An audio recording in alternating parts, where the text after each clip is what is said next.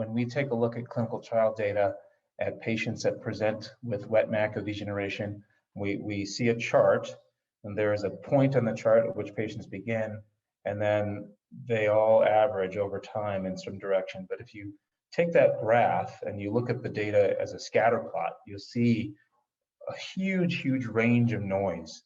Patients really high up in their visual function, patients really low. It's highly variable where patients present in terms of their central vision loss. So as an example, today I saw a patient who was asymptomatic in her good eye. Her other eye doesn't see as well from active wet macular degeneration.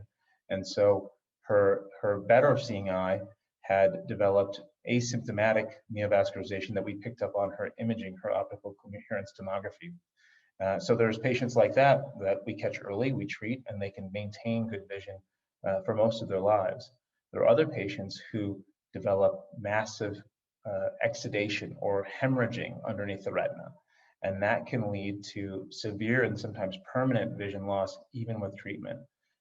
Most patients are somewhere in between, so they'll notice a waviness in their vision. Say they look at the edge of a door and they'll see it kind of waving a little bit, or they might notice that they have a small blind spot or scotoma in their vision.